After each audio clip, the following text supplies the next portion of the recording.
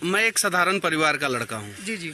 और मैं इसलिए ये सारा कार्य कर पाता हूँ क्योंकि बहुत से साधारण परिवार के लोग जो हैं, मिडिल क्लास फैमिली और बिलो मिडिल क्लास फैमिली के लोग जो है वो मेरा साथ देते हैं। अगर वो लोग मेरा साथ नहीं देंगे तो मनीष कश्यप जैसे हजारों नहीं लाखों मनीष कश्यप आवाज उठा के इस धरती से चला जाएगा और कोई फायदा नहीं होगा। राम मंदिर के निर्माण में हम 100 करोड़ हिंदुओं का पिछले 500 वर्षों से लगातार प्रयास रहा है और वो साकार हो पाया सुप्रीम कोर्ट के एक निर्णय से, और मोदी जैसे सशक्त प्रधानमंत्री और योगी जैसे एक मजबूत मुख्यमंत्री के कारण वो साकार हो पाया। और अयोध्या में अभी राम मंदिर का निर्माण जोर शोर से कलश है और कलश लेके झूठ नहीं बोलूंगा। पहला काम ये जो बूढ़ी गंडक नदी, जिसको यहाँ पे सिकराना नदी कहा जाता है, जो तबाही मचाता है चनपटिया विधानसभा में, मैं तो मुख्यमंत्री हूँ नहीं कि पूरे बिहार के बारे में बोल दूँ। चनपटिया विधानसभा में जो ये नदी तबाही मचाता है, मैं कोशिश करूंगा कि ये नदी 80% कम तबाही मचाए। और उसके लिए मंत्री बिहार के हर एक गाँव में नहीं जा सकते, 2 4 5 10 गाँव में तो आराम से जा सकते हैं। तो 2 4 10 5 गाँव में जो है वो पैदल भी जाना जरूरी है, नाव से भी जाना जरूरी है, NDRF के बोट से भी जाना जरूरी है और हवाई सर्वेक्षण भी जरूरी है। लेकिन बिहार में सिर्फ हवाई सर्वेक्षण होता है, जिसका मैं विरोध करता हूँ। ये सिर्फ राजनीतिक बातें होती है कि युवा कुछ नहीं कर सकते, जबकि मैं दावे के साथ कह सकता हूँ जिस दिन भारतीय राजनीति में युवाओं का सिर्फ 30% 30% योगदान हो जाएगा, उस दिन भारतीय राजनीति का दशा और दिशा दोनों बदल जाएगा। मेरे लिए राम जो है मेरे राम है और वो मेरे आस्था का प्रतीक है। बाकी जो राजनीति कर रहा है उनको करने दीजिए, मैं तो उनमें भरोसा करता हूँ, विश्वास करता हूँ, मैं उनका पाँव नहीं छोड़ता हूँ और वो मेरे ऊपर हमेशा कृपा बनाए रहते हैं। तो मेरे लिए राजनीति की बात नहीं है, जो कर रहा है उसको करने दीजिए। और मैं आपके साथ हूँ रवीश कुमार। आज हमारे साथ है चनपटिया विधानसभा के प्रत्याशी, चंपारण के लाल और बिहार के शान। जी हाँ, इनकी नाम ऐसे बिहार में ऐसा कोई नहीं है जो सोशल साइट से इनको नहीं जानता है जी, जिनका नाम है मनीष कश्यप। वो बिना किसी पद पे, ना तो वो विधायक है ना तो वो सांसद है, इसके बावजूद भी वो लगातार कुछ वर्षों से लोगों को बेपनाह और निस्वार्थ भाव से उनकी सेवा कर रहे हैं। और ऐसा युवा नेता हमारे बिहार में उभर के आए हैं जो लोगों के प्रति अपने कम समय में अपने दिल में इतना जगह बनाए हुए हैं। जो अभी वो हमारे साथ हैं, जो अयोध्या, जो हमारा राम मंदिर का जो मामला था 500 वर्षों से, उसका ये अयोध्या गए हुए थे और वहाँ से सरयू नदी का मिट्टी लेके आए। आइए हम जानते हैं उनसे कुछ बातें। सर, इसमें क्या है सर? इसमें सरयू नदी का मिट्टी है। जी सर, तो क्या कहना चाहते हैं? राम मंदिर का जो निर्माण हुआ है उसके बारे में सर क्या आपका आइडिया है? राम मंदिर के निर्माण में हम 100 करोड़ हिंदुओं का पिछले 500 वर्षों से लगातार प्रयास रहा है और वो साकार हो पाया सुप्रीम कोर्ट के एक निर्णय से, और मोदी जैसे सशक्त प्रधानमंत्री और योगी जैसे एक मजबूत मुख्यमंत्री के कारण वो साकार हो पाया। और अयोध्या में अभी राम मंदिर का निर्माण जोर शोर से पे है। Thank you sir. जैसा बहुत लोगों का कहना है कि आप ना तो विधायक हैं, ना तो सांसद है और ना किसी पद पे, इसके बावजूद भी आप अपनी पूरी निष्ठा, ईमानदारी से आप अपने बिहार और चंपारण की सेवा कर रहे हैं, इसके पीछे क्या वजह है? मैं एक साधारण परिवार का लड़का हूँ जी और मैं इसलिए ये सारा कार्य कर पाता हूँ क्योंकि बहुत से साधारण परिवार के लोग जो हैं, मिडिल क्लास फैमिली और बिलो मिडिल क्लास फैमिली के लोग जो है वो मेरा साथ देते हैं। अगर वो लोग मेरा साथ नहीं देंगे तो मनीष कश्यप जैसे हजारों नहीं लाखों मनीष कश्यप आवाज उठा के इस धरती से चला जाएगा और कोई फायदा नहीं होगा। जी सर, बहुत बहुत धन्यवाद सर। एक क्वेश्चन और है कि आप अगर विधानसभा में आते हैं, इलेक्शन लड़ते हैं और जीतते हैं, तो आप अपने क्षेत्र का सबसे पहले कौन सा विकास कार्य को करना चाहते हैं? कलश है और कलश लेके झूठ नहीं बोलूंगा। जी। पहला काम ये जो बूढ़ी गंडक नदी, जिसको यहाँ पे सिकराना नदी कहा जाता है, जी जी जो तबाही मचाता है चनपटिया विधानसभा में। जी मैं तो मुख्यमंत्री हूँ नहीं कि पूरे बिहार के बारे में बोल दूँ। जी जी चनपटिया विधानसभा में जो ये नदी तबाही मचाता है, मैं कोशिश करूँगा कि ये नदी 80% कम तबाही जी। मचाए, और उसके लिए मैं कंक्रीट का जो बांध होता है या पत्थर का, जी। वो बांध जो है पूरे चनपटिया विधानसभा में, चनपटिया शहर से लेके उत्तर वाहिनी से लेके चनपटिया शहर होते हुए, घोघा होते हुए, सरिसवा होते हुए, जी और उसके बाद से महानवा डुमरी होते हुए जी सुगौली तक बनवाने का कोशिश करूंगा, ताकि ये नदी का पानी जो है तबाही ना मचाए, और हर एक 3 किलोमीटर पे उस पे गेट लगेगा, जिसको केवाड़ बोलते हैं, वो गेट लगेगा, ताकि नदी का पानी, जब नदी में फुल पानी हो तो गेट बंद रहे, और नदी में पानी कम हो तो गेट खोल दिया जाए, ताकि सरे का भी पानी नदी आराम से खींच सके। सर, जैसा हम देखते हैं कि बिहार में कोई भी तबाही आती है तो हवाई सर्वेक्षण किया जाता है, मंत्री आते हैं, विधायक आते हैं, स्विफ्ट डिजायर पुजोरों से घूमते हैं, और वो धरातल पे नहीं जाते हैं। तो इसमें आपका क्या आइडिया कि वो धरातल पे नहीं जाके वो हवाई सर्वेक्षण करके और गाड़ी से जाते हैं, तो वो क्या उस क्षेत्र का, उस एरिया का वो विकास करते हैं, या फिर वो दिखावा करते हैं? देखिए, हवाई सर्वेक्षण जरूरी है। एज ए पॉलिटिशियन मैं नहीं बात कर रहा हूँ, एज ए यूथ बात कर रहा हूँ। हवाई सर्वेक्षण जरूरी है। हवाई सर्वेक्षण से क्या होता है कि एक्चुअल रियलिटी पता नहीं चलता है, लेकिन रफली रियलिटी पता चल जाता है। लेकिन मुझे पता है मुख्यमंत्री बिहार के हर एक गांव में नहीं जा सकते, 2 4 5 10 गांव में तो आराम से जा सकते हैं।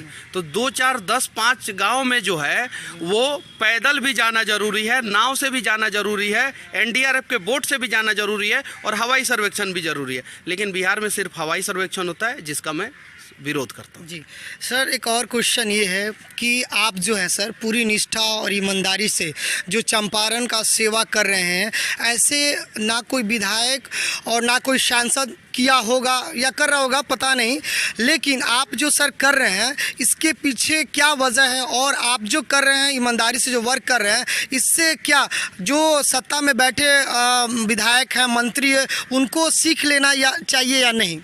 देखिए, सत्ता में बैठे ऐसे बहुत सारे विधायक हैं, और बहुत सारे सांसद हैं, और बहुत सारे मंत्री हैं, जी जी, जो दिन रात एक करके ईमानदारी पूर्वक काम कर रहे हैं, लेकिन उनकी संख्या कम है, और यही इसी से समस्या होता है। और सत्ता में बैठे शासक जब निरंकुश हो जाते हैं तो समस्या होता है। बिहार के लोग सबसे ज़्यादा मेहनती, काबिल, और सबसे ज़्यादा सरकारी नौकरी में बिहार के लोगों की संख्या है। फिर भी बिहार के लोग सबसे ज़्यादा पीड़ित इसलिए हैं क्योंकि कहीं नहीं तो कहीं जो है बिहार के साधारण परिवार से आने वाले युवा, जैसे गौतम भाई हुए, विवेक भाई हुए, जैसे आलोक भाई हुए, जो भी है, रुपेश भाई है, ये लोग जो है राजनीति में आने की कोशिश नहीं करते हैं एकदम से, क्योंकि इन लोगों को ये भरोसा रहता है कि 5 करोड़ रुपया खर्चा करके, 10 करोड़ रुपया खर्चा करके हम राजनीति में नहीं आ सकते।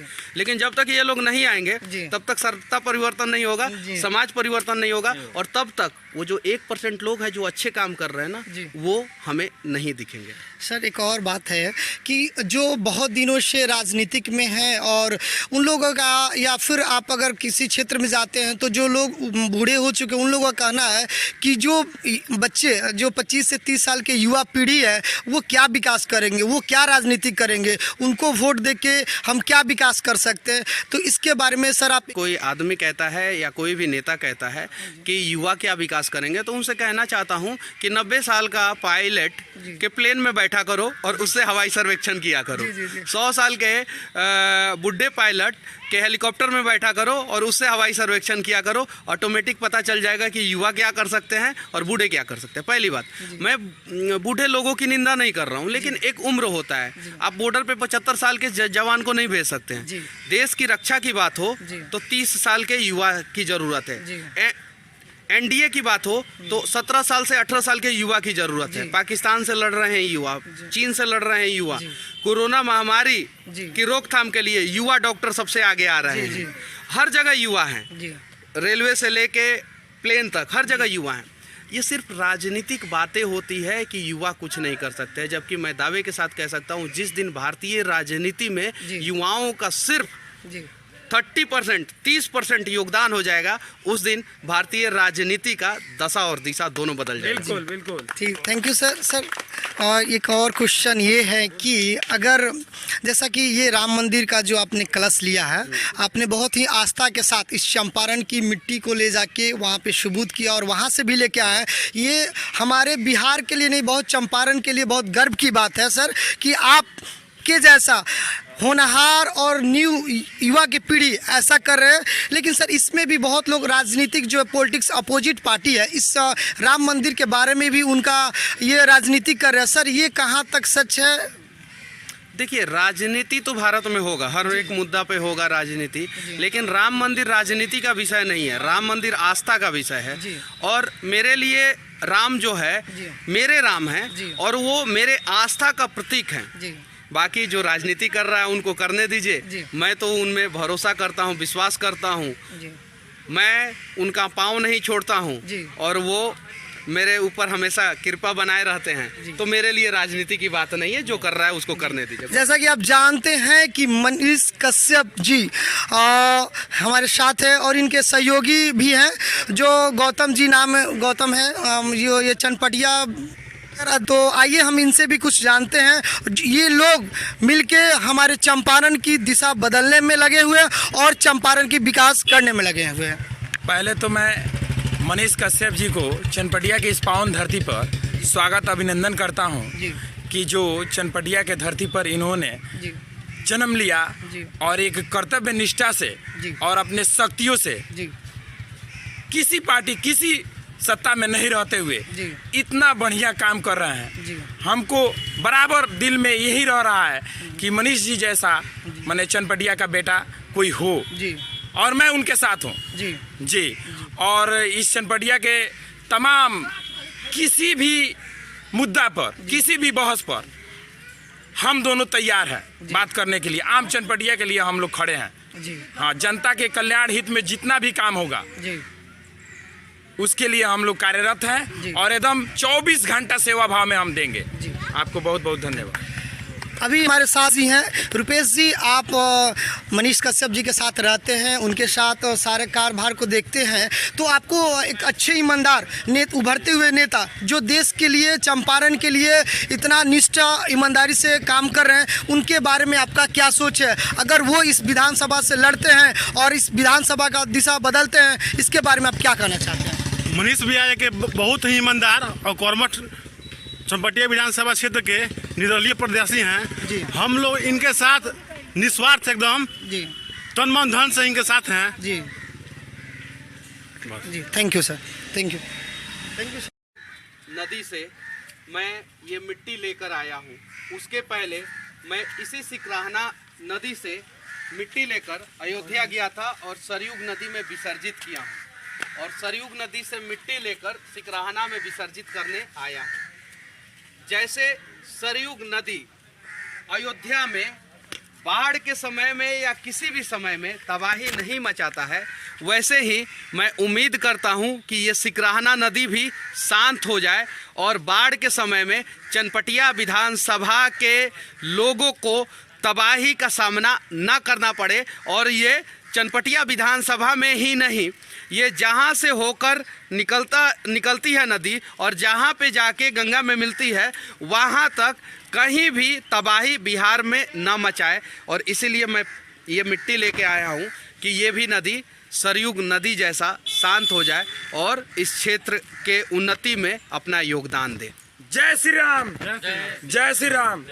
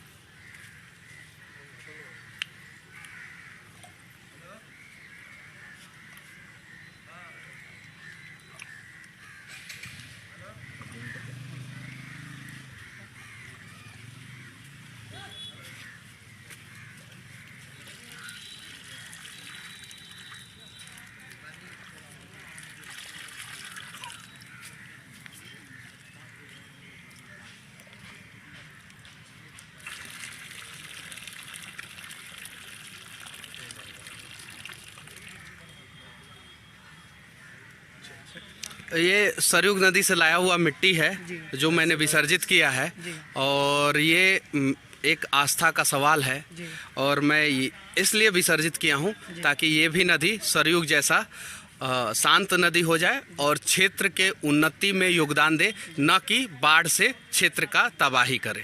Thank you sir. अंश न्यूज की सभी वीडियोस को देखने के लिए हमारे चैनल को सब्सक्राइब करें और सबसे पहले नोटिफिकेशन पाने के लिए बेल आइकन को दबाएं। और हमारे सभी वीडियोस आपको हमारे फेसबुक पेज पर भी मिलेंगे, इसलिए आप हमारे फेसबुक पेज को भी जरूर फॉलो कीजिए।